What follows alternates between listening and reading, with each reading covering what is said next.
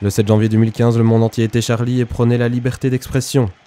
3 semaines plus tard, un tifo mettant en scène la décapitation d'un joueur a fait polémique. Les supporters n'ont pas compris la tournure, compris les événements.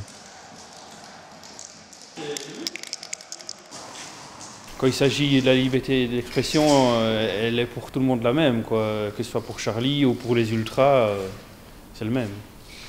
Que ce soit dans la caricature ou dans la confection de tifo, chacun va avoir son interprétation individuelle. Chacun va voir la chose à sa façon, par rapport à son vécu, par rapport à son passif. De là à encore stigmatiser de nouveau cette chose-là, c'est un peu exagéré. À l'après-match, l'ex-footballeur et analyste sportif Benjamin Nicaise était un des rares à défendre les auteurs de la banderole.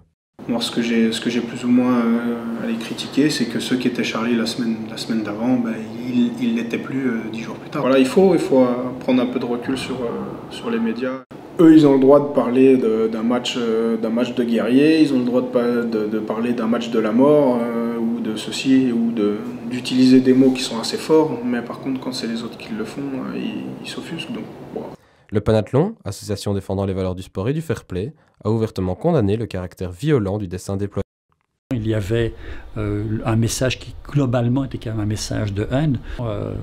Le rôle du sport, c'est plus que cela, c'est au contraire l'esprit de partage, de respect de l'autre, de fair-play, de clairvoyance et surtout de camaraderie.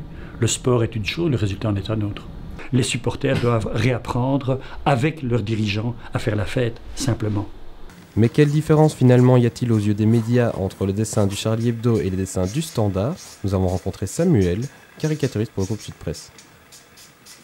Un stade de foot n'est pas forcément le lieu où la satire, la critique, le pamphlet peut se retrouver de façon évidente. Je veux dire, les gens y vont pour voir du sport, dans un contexte tout à fait différent. Si on va dans le Charlie Hebdo et qu'il y a des choses grossières, on s'attend à les retrouver dans le Charlie Hebdo. Quand les parents vont avec leurs enfants dans le stade et qu'ils vont voir un match de foot, je pense qu'ils ont envie de passer un bon moment en famille, enfin, en tout cas c'est mon idée, et certainement pas de voir des choses qu'ils ne montreraient même pas à leurs enfants le soir à la télévision. Un bon moment qui a fini par être qualifié de violent, un constat que ne partagent pas les supporters qui se sentent stigmatisés. Mais pourquoi cette incompréhension? Il y a une méconnaissance du supporter. Donc le supporter est considéré comme un abruti, comme un animal, comme un veau. On pense que voilà, ils sont au premier degré et qu'il y a un supporter qui va descendre sur le terrain pour faire ce qu'il y a inscrit sur le tifo, ce qui est complètement aberrant, quoi. C'est un peu trash, mais j'ai rigolé et j'ai tout de suite pris au second, troisième, quatrième degré, et pas pris au premier degré du tout. Les supporters du Standard ont-ils été trop loin?